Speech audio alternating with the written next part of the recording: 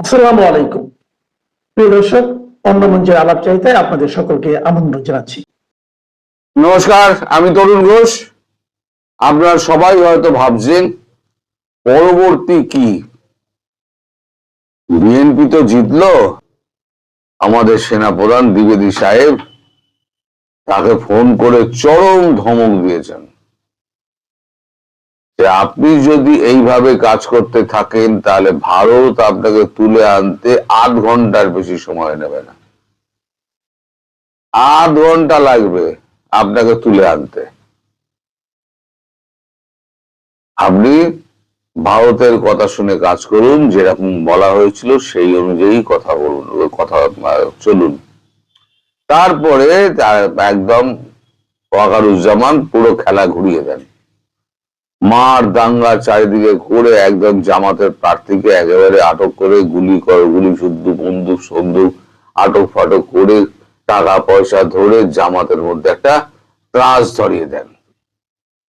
এইদিকে আপনার আওয়ামী লীগ কর্মীরা তো ঘরের মধ্যে বন্দী, তার মধ্যে যতটা ইঞ্জিনিয়ারিং করা সম্ভব, রিগিং করা সম্ভব সব তো করে নিয়েছে। এখন হিসেব অনুযায়ী যদি অফিসিয়াল হিসেব ধরেন তাহলে 14% বেশি ভোট পড়েনি। 14%, বাকিটা সব ভেজাল। আর বিএনপি ঘরে পুরো ভোটটা পড়েছে।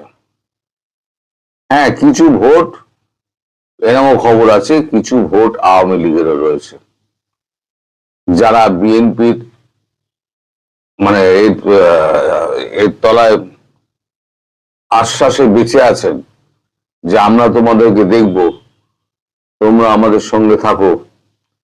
তারা কিছু কিছু গিয়েছেন, এমন খবরও আছে। এখন ব্যাপার হচ্ছে, এই সকালবেলা আমি ভিডিওটা করতে বসলাম কেন, এখন ঘড়িতে বাজে 9টা।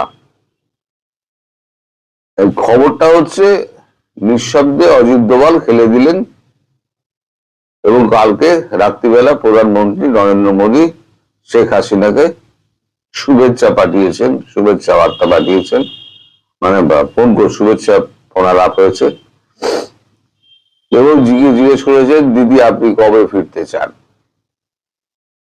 এর মধ্যে নিহিত আছে এক গুরু তত্ত্ব, কবে ফিরতে চান। অর্থাৎ এবার আপনারা মনে করুন, পেছন দিকের ইতিহাস মনে করুন, যখন আমাদের তারেক জিয়ার মা যখন মারা গেলেন, তখন কিন্তু আমরা কিন্তু রাষ্ট্রদূতের হাত থেকে হাত দিয়ে কোন রকম শোক বার্তা পাঠায়নি। গিয়েছিলেন কে? স্বয়ং জয়শঙ্কর। তিনি গিয়ে আলাদা তারেক রহমানের সঙ্গে মিটিং করেছিলেন এবং সেখানেই ঠিক হয়েছিল যে তারেক রহমান ক্ষমতায় বসবেন, ক্ষমতায় বসে তিনি এই যে আওয়ামী লীগের এই যে মানে আওয়ামী লীগকে নির্বাসনে পাঠানো এই যে সরকারি অর্ডারটা, সেটা উনি খারিজ করবেন। প্রথম ধাপ হচ্ছে এইটা, অর্থাৎ আওয়ামী লীগ তার উপর থেকে সমস্ত মামলা তুলে নেওয়া হলো, আওয়ামী লীগের নির্বাসন প্রত্যাহার করে নেওয়া হলো সরকারিভাবে। তারেকের সমস্ত মামলা তো অনেক এই হয়ে গেছে, অর্থাৎ আওয়ামী লীগের সঙ্গে একটা বোঝাপড়া একটা ভারত করাচ্ছে। এইবার আওয়ামী লীগ নেত্রী ভারত বাংলাদেশে ফিরবেন। তাই নরেন্দ্র মোদী বলেছেন আপনি কবে ফিরতে চান, সেই অনুযায়ী তারেক রহমানের সঙ্গে কথাবার্তা হবে। কারণ তারেক রহমান গদিতে বসে প্রথম যে সইটা করবেন সেটা হচ্ছে আওয়ামী লীগের নির্বাচন সংক্রান্ত যে নথি আছে সেটাকে বাতিল করবেন এবং তার বিরুদ্ধে যত মামলা আছে সেই মামলাগুলোকে বাতিল ঘোষণা করবেন। এটা ছিল ভারতের প্রথম শর্ত জয়শঙ্করের সঙ্গে মিটিং এর সময়তে। সেই শর্ত অনুযায়ী কাজ হচ্ছিল, কিন্তু পরবর্তীকালে তারেক রহমান জয়শঙ্করকে ফোন করে জানান পরশু দিনকে যে জামাত যেভাবে অত্যাচার করছে এবং যেভাবে ক্যাম্পেইন করছে সরকারি এতে ইউনূস কাজে লাগিয়ে জামাতকে ক্ষমতায় আনার চেষ্টা করছেন, সেখানে তো আপনাদের সঙ্গে কথা বললেও আমরা কিন্তু ক্ষমতায় যেতে পারবো না, সেক্ষেত্রে আমরা কি করব? তারপরে কথা হয় অজিত দোভালের সঙ্গে। তারপর অজিত দোভালের বুদ্ধিতে হবে বা কিছু একটা হবে, আমাদের সেনাপ্রধান তারপরে ফোন করে চমকান হচ্ছে এই ওয়াকারুজ্জামানকে। ওয়াকারুজ্জামান বেসিক্যালি কিন্তু ভীতু মানুষ, সবসময় নিজে একটু বাঁচিয়ে চলেন, নিজের পেছনে বাটামটা যাতে না পড়ে সেই জন্য বাঁচিয়ে চলেন। ওয়াকারুজ্জামানের কাছে যখন এই ধমকটা গেল, তখন ওয়াকারুজ্জামান দেখলো আমি তো বিপদে পড়ে যাব। ভারতের কথা যদি শোনেন, সেনাপ্রধান বলেছেন ভারতের কথা যদি শোনেন তাহলে আপনি প্রাণে বেঁচে যাবেন এবং দেশেও থাকবেন, আর আপনি যদি বিদেশে যেতে চান সেটা আপনার ইচ্ছা, কিন্তু আপনার গায়ে কেউ হাত দেবে না। আর যদি আপনি তার অন্যতা করেন তাহলে আপনাকে তুলে আনতে আমাদের 8 ঘন্টা সময় লাগবে না, 8 ঘন্টা সময় লাগবে না আপনাকে তুলে আনতে, আপনি যেখানেই থাকুন, আমরা সব জানি। তারপরে এখন নড়ে, তারপরে তো ওই কাণ্ড হয়। আপনাদের অনেকের মনেই প্রশ্ন ছিল, আমি গতকালকে ভিডিও যেটা করেছি সেখানে শেখ হাসিনার যে বার্তা আমি দিয়েছি সেখানে আপনারা সবাই লিখেছেন যে পরবর্তী কি। পরবর্তী হচ্ছে এইটা যে প্রথম ধাপে শেখ হাসিনার এই আওয়ামী লীগকে নির্বাসিত করা, সেই আদেশটাকে খালাস করে দেওয়া। দ্বিতীয় হচ্ছে আওয়ামী লীগ নেত্রীর বিরুদ্ধে সমস্ত মামলা প্রত্যাহার করা, মানে বাতিল করা। এবং তৃতীয় হচ্ছে নিরপরাধ যত আওয়ামী লীগ কর্মী রয়েছেন, সাংবাদিক রয়েছেন, বুদ্ধিজীবী রয়েছেন, লেখক রয়েছেন, তাদের সমস্ত মামলা থেকে বেকসুর খালাস করে দিতে হবে। কোনো জামিন নয়, বেকসুর খালাস করে দিতে হবে। এগুলো কিন্তু শর্তের মধ্যে রয়েছে। অর্থাৎ এখন যারা আওয়ামী লীগের কর্মী, নেতা, যারা লেখক, বুদ্ধিজীবী, শিল্পী যারা রয়েছেন, যারা এই অত্যাচারের শিকার হয়েছেন, তারা এখন নিশ্চিন্তে থাকতে পারেন যে আগামী মাসখানেকের মধ্যে আপনাদের পুরোপুরি মুক্তির ব্যবস্থা হবে, সেখানে কোনো জামিনের প্রসঙ্গ থাকবে না। এবার শর্ত হলো শেখ হাসিনা যখন ফিরবেন তখন তিনি আবার নির্বাচনী কাজকর্ম শুরু করে দেবেন, আর এই সরকার টিকবে না।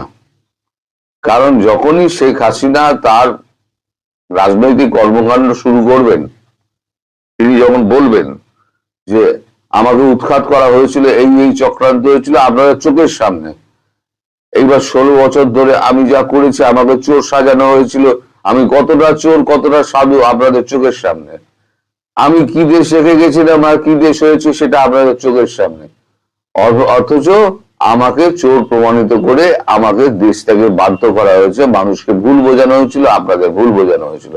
এই বার্তা যখন ধীরে ধীরে সশরীরে তিনি দেবেন তখন দেখবেন হাওয়া পাল্টে গেছে, একটা বিদেশি চাপ একটা আসবে।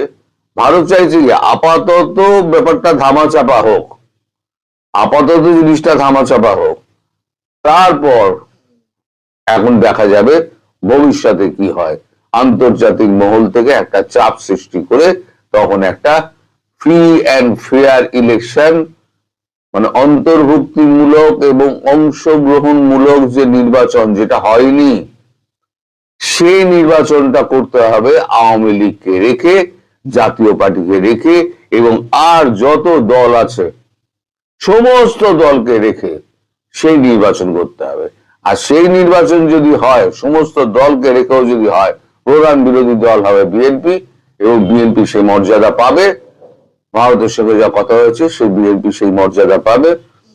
আর যদি যৌথভাবে তারা কোন রকম সরকার গড়ে বিএনপি এবং আওয়ামী লীগ, তাহলে হয়তো উপপ্রধানমন্ত্রী হতে পারেন তারেক জিয়া। অঙ্কে এমনও রয়েছে উপপ্রধানমন্ত্রী হতে পারেন তারেক জিয়া। এখন পুরোটাই হচ্ছে ভাসমান। এই যে আমি যেটা বলছি আপনারা কোনোটাই ধরে নেবেন না যে এটাই হচ্ছে, এটা পুরোটাই হচ্ছে ভাসমান। কোনটা হবে কোনটা হবে না এটা আমি এখন আপনাদের বলছি বটে, এটা অনেক স্পেকুলেশন আছে। কখনো ধরে নেবেন না, আবার ভবিষ্যতে বলবেন না আপনি তো বলেছিলেন, তো হলো না। এগুলো হচ্ছে স্পেকুলেশন, কূটনৈতিক মহলে স্পেকুলেশন। যে স্পেকুলেশনের কথাটা আমি আপনাদেরকে বলছি, অনেক কিছুই করতে পারে। এটা আবার উল্টোও করতে পারে, সম্পূর্ণ উল্টো করতে পারে, তখন আবার অন্য ব্যবস্থা হবে। তো এখন আপনাদের যেটা এরকম প্রাথমিক জিজ্ঞাসা ছিল সেটা হচ্ছে শেখ হাসিনা কবে ফিরছেন। শেখ হাসিনা খুব শীঘ্রই ফিরবেন। আমার সঙ্গে তার কোনো কথাবার্তা হয়নি, কিন্তু আমি কূটনৈতিক মহল থেকে যেটা জানতে পেরেছি, প্রধানমন্ত্রী মোদীর সঙ্গে কথা হয়েছে। প্রধানমন্ত্রী মোদী জিজ্ঞেস করেছেন, দিদি আপনি কবে ফিরতে চান? উনি বলেছেন, আমি যত শীঘ্র সম্ভব ফিরতে চাই, আপনারা ব্যবস্থা করুন। আমি কোনো সময় ভাবিনি যে আমার যিনি প্রতিদ্বন্দ্বিতা করছে সেটা ভিন্ন কথা, কিন্তু যে দলটি আমার সাথে প্রতিদ্বন্দ্বিতা করছে, বাংলাদেশে একমাত্র আমি বোধহয় এক ব্যক্তি যে হাজার হাজার মানুষের সামনে শেষ মিটিং এ দাঁড়িয়ে বলছি যে এইখানে আমি একটা রেফারেন্ডাম করতে আসছি আমার এলাকাতে, আমার ভোটটা হবে রেফারেন্ডাম। যারা মুক্তিযুদ্ধ চাও, যারা মনে করো ৭১ সঠিক ছিল, কারা কারা মনে করেন হাত তুলে দেখান। তখন সব মানুষ হাত তুলছে। আমি বলছি যারা রাজাকারকে চাও আর মনে করো মুক্তিযুদ্ধ ভুল ছিল, তারা হাত তুলেন। কেউ হাত তুলে নাই। আমি বললাম এই জায়গাটাতে আমার ইলেকশন, মুক্তিযুদ্ধের পক্ষ এবং বিপক্ষ শক্তির ইলেকশন হচ্ছে আমার এলাকাতে। অন্তত আমি কোনো ফাও কথা, ফাঁকি কথা, অর্ধ সত্য কথা বলি না, আমি রিয়েল সত্য বলি। এখন বাংলাদেশের মুক্তিযুদ্ধই কঠিন পরীক্ষার সম্মুখীন, এবং রাজাকার এবং তাদের অধস্তন শক্তি, পরবর্তী শক্তিরাই এই দেশের ক্ষমতা দখল করে আছে এবং ইতিহাসটাকে উল্টে দেওয়ার চেষ্টা করছে। তার বিরুদ্ধে আমি যুদ্ধ করে পাশ করেছি। এই কথাই আমি দিচ্ছি, বাংলাদেশের মুক্তিযুদ্ধের জন্য পার্লামেন্টে প্রথম দিন যে কথা আমি বলবো, আমি সমস্ত সত্য কথা বলবো। আমি কাউকে ট্যাক্স দেই না। আমার এলাকার মানুষ মুক্তিযুদ্ধের উপরে ভোট দিয়েছে।